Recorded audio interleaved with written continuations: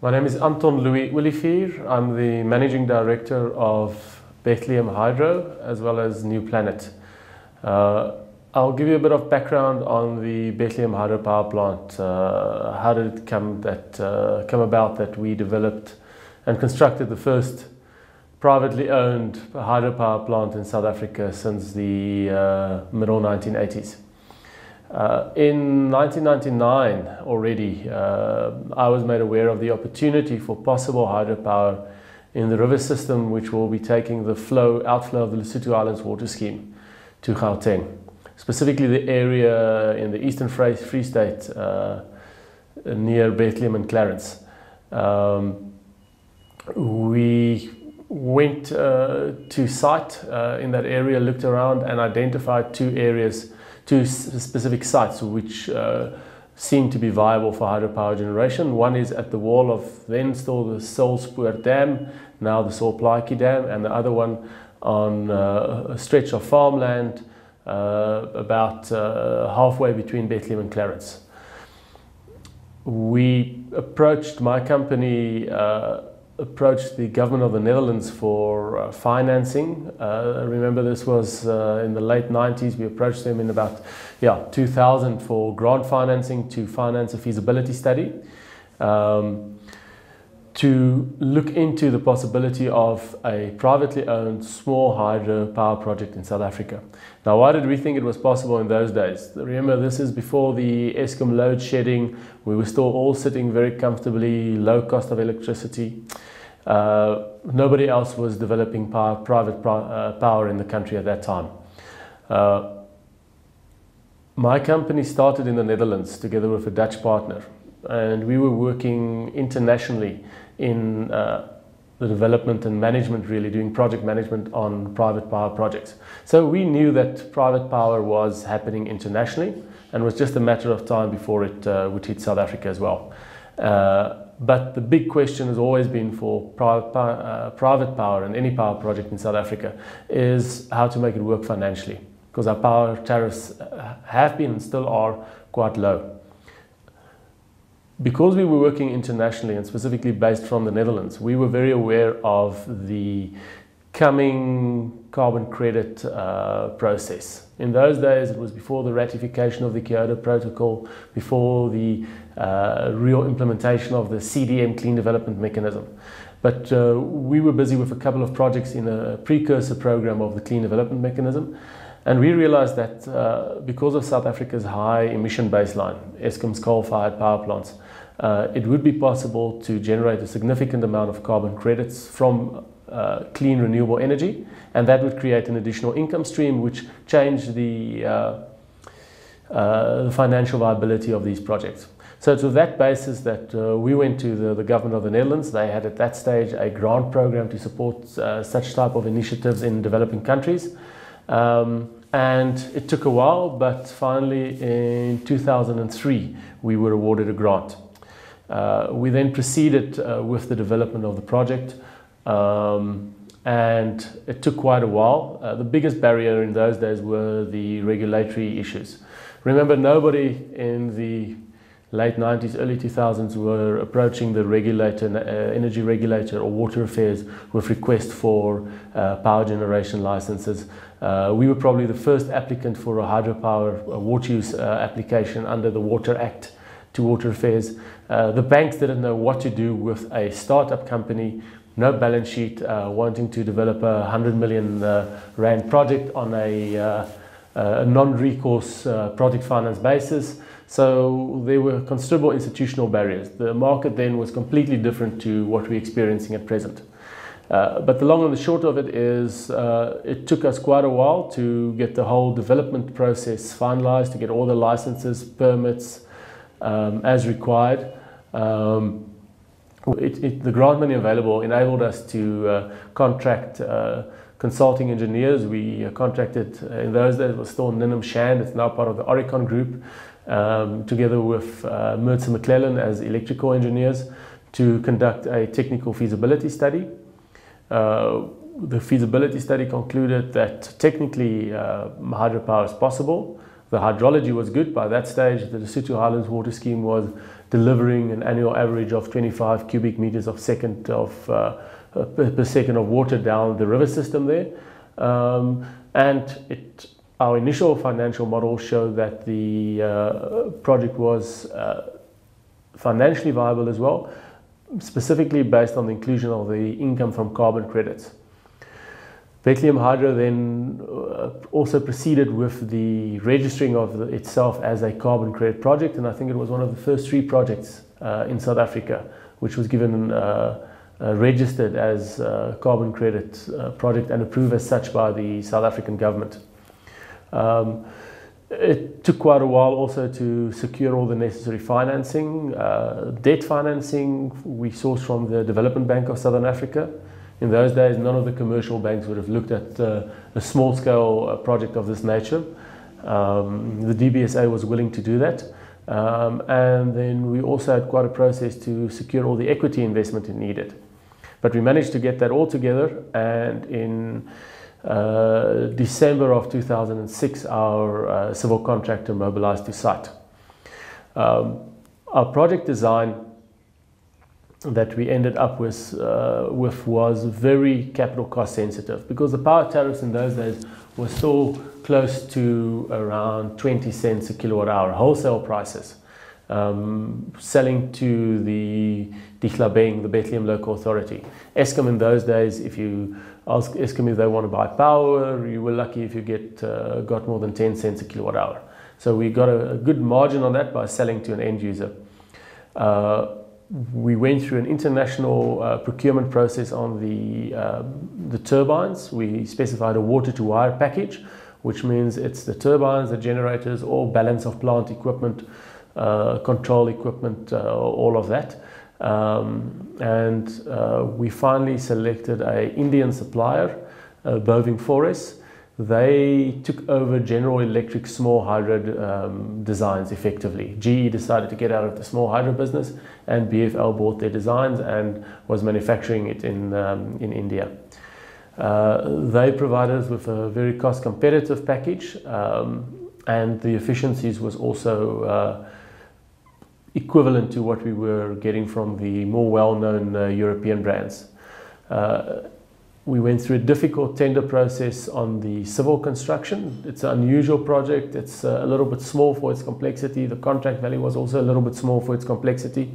And being financed by a development bank, we had to include a lot of development related tender criteria, which the contractors weren't too interested in. So effectively we had to relax some of our criteria and go for a second round of tendering.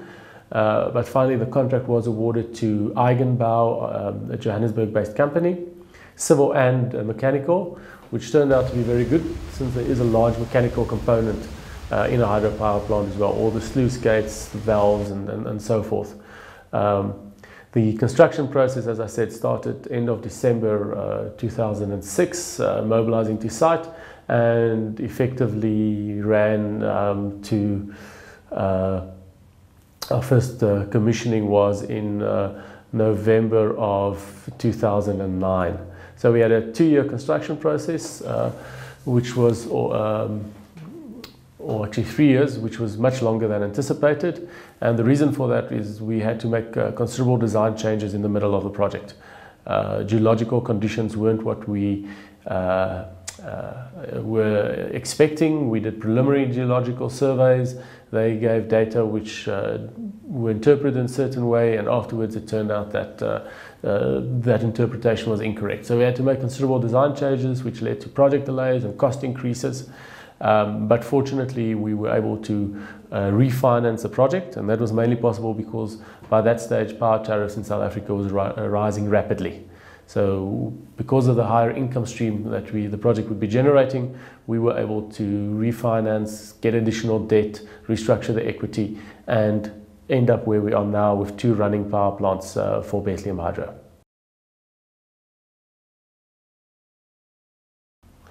Bethlehem Hydro was a unique once-off project when we started it. We were in the consulting business, doing prepaid electrification in Latin America, wind farms in Latin America and the Caribbean, energy efficiency projects elsewhere in Africa, and we happened upon Bethlehem Hydro. But following on the successful construction commissioning of the project, I have reorientated our company, New Planet, into a dedicated hydropower developer, owner and operator. We are focusing preliminary on the South African market at the moment, and the reality is that South Africa is a semi-arid country. We don't have much of a water resource, and the bulk of our water resource is already captured in some form of transfer scheme, like the Lesotho Islands Water Project, which effectively is transferring flow from Lesotho, which would have run off into the Eastern Cape area largely, and a bit into the Orange system, and transferring it into the Vaal River system. So South Africa has got limited hydropower potential. I guess probably we would be altogether, I know of about 150 megawatts worth of projects in South Africa, and maybe that's a half or a third of what's possible, but it's still peanuts compared to the wind and solar resource and the coal resource. So small hydro in South Africa, that's barring building of big dams in the Eastern Cape, is unlikely to really feature significant numbers in the long term. But the projects that there are extremely viable. You can get quite good returns on these projects, and they can be financed. The only condition is the bulk of these projects are owned by government. They are government-owned infrastructure, national government, water affairs, dams, water authorities, transfer schemes, local authorities, and nobody has yet successfully been able to secure private development rights out of any government entity. We've got a number of initiatives going, probably 6 or 7 initiatives going with different sectors of government, different strategies, to working with parastatals to address this issue. And it's a matter of time before the government will be comfortable with a way of dealing with this. So the potential in South Africa is good, but limited. And there's always the benefit of working your own backyard, working your own currency, borrowing money in your own currency and being paid back in your own currency. That makes the financing very easy. But the hydropower potential in the long run lies outside of our borders. If you look further north towards Zambia, Mozambique, Angola, Congo, there's incredible amounts of small hydro potential, and small, anything up to 50 megawatts range in those countries that's available for development. But the big issue in our neighboring countries are the weak electrical grid infrastructure. It's one thing having a great 10 or 50 megawatt or 5 megawatt project in a river somewhere. It can be a fairly low cost development, high availability, but you need to put 100 kilometers worth of power line up to connect to somebody who can pay for and is creditworthy enough to act as an off-taker to buy the power from you. So that is the big killer on hydropower projects outside of our borders at the moment, is the thinly spread electrical infrastructure. That being said, all our neighboring countries are at present upgrading their transmission distribution systems. Grid densities are improving. So we are very enthusiastic about the potential further on in the market for hydropower in Southern Africa. We've, amongst others, now secured the rights on a 5 megawatt project in the central south Zimbabwe, which we are developing at present. We hope to secure another project in Zimbabwe, and we're also looking at Zambia and Mozambique and Malawi as well for hydropower project. A lot of potential, but you need to be able to ship your power out and get somebody to buy it. And as the economies grow in our neighboring countries, the utilities are getting more creditworthy. The interconnectedness with the South African economy is improving, and the integration of the South African economy is improving. So our banks are comfortable to lend to projects in our neighboring countries, and that's what's required to make these projects financially viable. So the hydro sector is small in South Africa at the moment. There's more players coming to the market, but it's not going to be a huge project market, and probably if government starts making its projects accessible in 5 years from now, 90% of the potential of hydro will have been exploited, barring, as I said, big dams. And then those players in the South African market will need to look either diversify into other energy forms or look outside of our borders for more potential. We're very optimistic about the potential for private power in the South African market. The power sector moves in long cycles, typically 20-year cycles, and we're coming we're in the trough of one of those cycles now. For the bulk of the 80s and 90s, we had overcapacity, we had extremely low energy prices. Eskom was encouraging everybody to use more electricity. Quite the opposite from what is happening now. So we're now in a situation where there's going to be power shortages at least for the next 10 years, or tight supply and demand relationship rather, if we can avoid the load shedding. And our power prices need to go up. We've had historically low prices. Our tariffs probably need to double from what they were in 2008 within the next, by say 2012, 2013, to provide viable tariffs to make it worthwhile to put up new power plants, not just for the independent generators, but also for Eskom. Eskom is putting up Kusile and Medupi, two new large 4,800 megawatts, I think, or 4,200 megawatts coal-fired power plants. These are probably of the most expensive coal-fired power plants being built in the world. One of the reasons is the environmental regulations that are required by the international lenders, which are pushing the cost up quite considerably, and the consumers will need to pay for that. So we're seeing prices going up, and that's good news for private developers. In addition, the government has announced a renewable energy feed-in tariff scheme. This was announced in 2009, and we're hoping that it will be implemented, in that offtake agreements can be signed in the beginning of 2011, where we are now. And these tariffs make provision for specific renewable energy technologies. The government wants to diversify the generation pool that we've got in the country, away from just coal. It also wants to encourage private sector investment into the energy sector. And the best way to do it is with renewable energy technology, because these are typically smaller scale than large coal or nuclear projects, and thus more accessible to private players.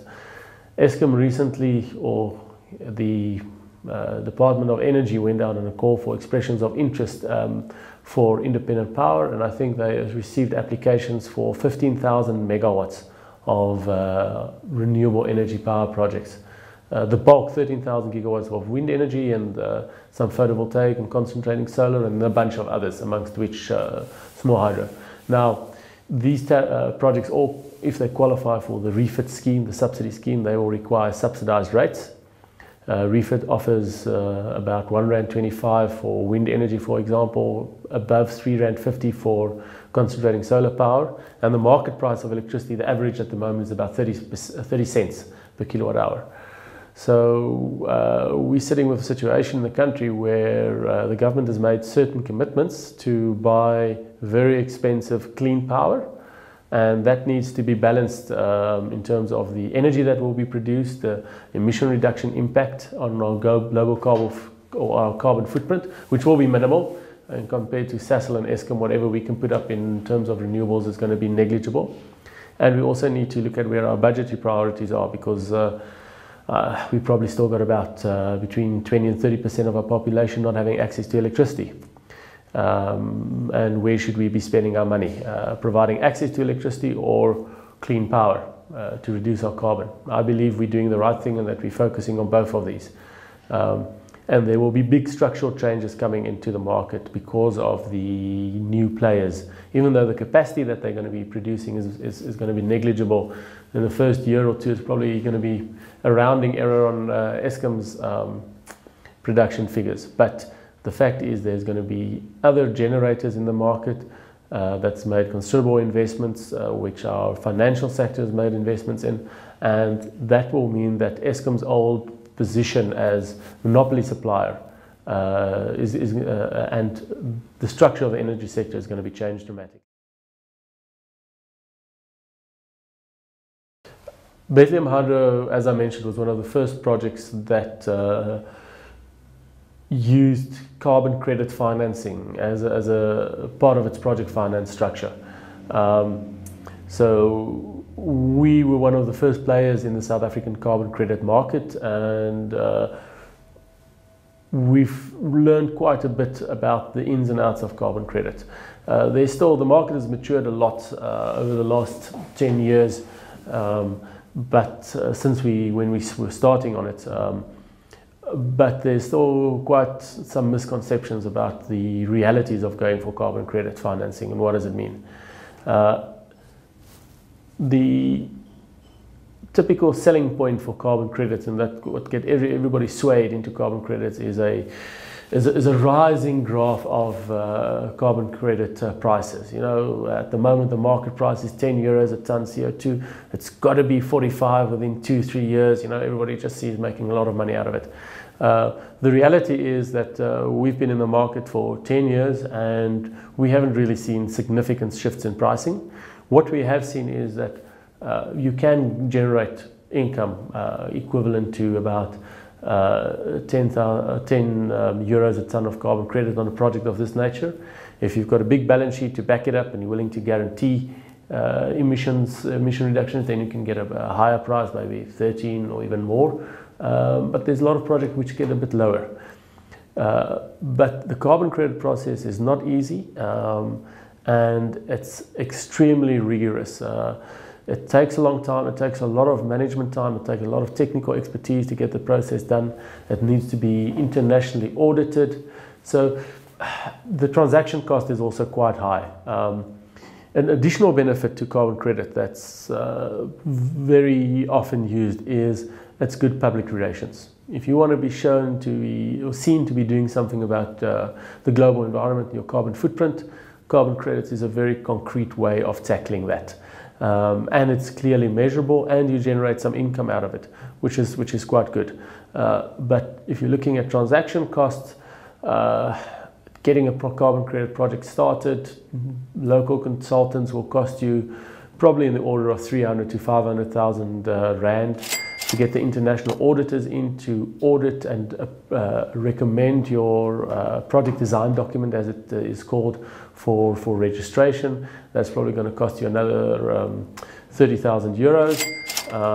And thereafter, annual verification, again by an internationally accredited specialist auditing firm, that's in the order of probably 15 to 20,000 euros again. So it's an expensive process, and you need to add on to that the own management time included. It's very similar to going for for an ISO specification, the rigor that you need to apply in preparing for carbon crediting. So the volumes that you're looking at need to be high enough to justify it. And there's considerable risk in the process. We nowadays don't use carbon credits as a form of security for our debt financing. It just makes the debt financing process so complicated because the credits are denominated in a different currency. So the currency risk issue need to be incorporated, as well as normal carbon credit purchase contracts have some market related features in there. So you've got some price fluctuation. So you multiply a couple of variables with each other, and that just leads to a lot of uncertainty. We still do carbon credits on all our crediting on all our projects, but we are not using it as a form of security.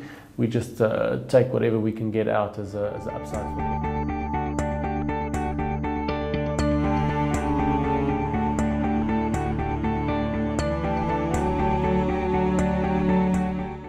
Hi, I'm Pierre Genidem. I am a qualified industrial engineer with a master's in engineering management. I have been working with New Planet from November 2009. I am the operations manager of the Solplaatjie and the Merino power station. The Bethlehem Hydro project has identified the Ash River as a suitable river for this project because of the constant flow that comes through the Lesotho Highlands water scheme. A constant flow of 27 cubic meters per second flows down the river, all the way from the Ash River and down into the Solplaatjie Dam. Bethlehem Hydro has two projects installed on this Ash River. One is called the Solplaatjie Power Station and the other is called a Merino Power Station. The Solplaki power station is rated at 3 megawatts and the Merino power station at 4 megawatts. For hydropower generation, you need three things. The first one is gravity, the second is mass, and then height. So we would utilize the flow of the river as the mass, the height, which we call the head, which is any drop over which the water falls, and then gravity, the constant 9.8. From that, we would calculate the potential energy, and that would give us the rating of our hydropower station. On the Bethlehem Hydro project, we use Kaplan full double regulated turbines, which means that the guide vanes and the runner blades can be controlled by hydraulic pressure. The water flows through the intake and into the turbine. The turbine then turns a shaft. The shaft turns at 250 RPM at this point and is stepped up to 750 by the gearbox. The generator then generates at 750 RPM at a voltage of 6.6 kV onto the transformer, which is stepped up to 11 kV. Through this whole process, auxiliary items control the oil temperature and the pressure required for generation. In essence, the turbine oil pressure unit controls how much water is led through the guide vanes onto the runner blades, which is a control of our speed. The second auxiliary item that we have is the gearbox oil lubrication system, which is a simple oil system which lubricates the gearbox and controls the pressure and the temperature at which the gearbox operates. The third auxiliary system of note is the generator lubrication oil system, which is also a very simple oil system which lubricates the two bearings on the drive end and the non-drive end of the generator. To generate power, we need to synchronize with the Eskom grid, and for that we need three things. We need a frequency of 50 Hertz, a speed of 750 RPM, and a voltage on our generator bus bar of 6.6 kV. Now, this is all controlled by an automatic synchronizer as well as the PLC, which controls the speed at which the turbine OPU controls our turbine. For internal electricity usage, electricity from the Eskom overhead line is stepped down with a 100 kVA transformer for internal power station usage. Electricity moves from the generator to a step-up transformer from 6.6 kV to 11 kV. After the control system has synchronized our generator with the Eskom overhead line, the generator circuit breaker will close. We call this a switchgear. This switchgear type is a SF6 type gas switchgear, and it's of ABB make. The control system at the power station collects information from the machine room. This includes the auxiliary components, the turbine, the generator, step-up transformers, and consolidates them within the PLC. This PLC can convert all these signals into alarm signals if it is required. In the event of anything going wrong, an alarm will sound in the power station. The PLC will then send the required signals to shut the power station down. The first thing that happens is the generator circuit breaker is disconnected from the Eskom grid, and the emergency gate will immediately fall down to close the water off from the turbine. After any emergency conditions, an operator is required to put the power station back into service. Our plants are semi-autonomous in nature, which means that the plants can run and they govern themselves, but in emergency conditions we will need an operator to switch the plant back on. Low-head power station with Kaplan installations, the excavations are quite deep because you need what they call you need a pressure difference behind the runner blades. So the turbine must be, in our case, 5 meters below the tail water raise level. The tail raise level is the level at which we put water back into the river. That avoids cavitation. Cavitation is the process at which a differential in pressure at the front and the back of the turbine blades causes the turbine blades to cavitate or erode. So the footprint of the power stations must be quite deep, the excavations. In addition to that, the type of configuration you choose will dictate the area at which the turbines are installed. We have a footprint area of about, I think it's 25 meters by 8 for the power station as a floor area, and it goes for about 5 stories high. As a first measure, we have a core screen which diverts any big logs or some animals that flows down the river. The forebay is the very first part of the intake. And then we have a fine screen which will collect small reeds and some smaller rocks or whatever that can flow through the turbine. So we have precautions for that as well. The turbine itself is rated to last for about 50 years. They're very robust, they're big pieces of metal. It's not very smart or complex equipment, but the control equipment, being telecommunications equipment, they don't last for too long. They have a lifetime of 5 years and some even less than that, so we replace components in there quite often. The bulk of the rest, like the transformers, they also last for maybe 30 years or 40 years, whereafter refurbishment is required on these equipment. Small items like oil filters and all that and consumables can last for months. So the difference between the turbine and the rest of the equipment is quite big. In some cases, parts are only made in India and we have to get them from India. And so the lead times on that sometimes involves, loss of power or income for significant periods of time. But we're looking to replace some of the equipment, and replace it with new equipment where we can. And that is proving to be a challenge, to manage that.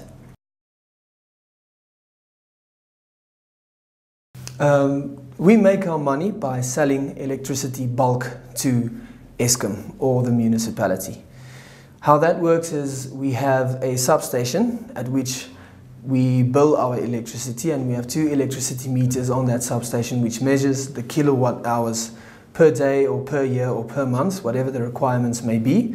And according to that, we will set up a bill to the municipality or the Eskom. Currently, we are on a time of use tariff, which is the same as normal domestic tariffs, apart from being a wholesale electricity tariff. There's peak time, off-peak time, and standard time. And for different hours in the day, they have different tariffs connected to them.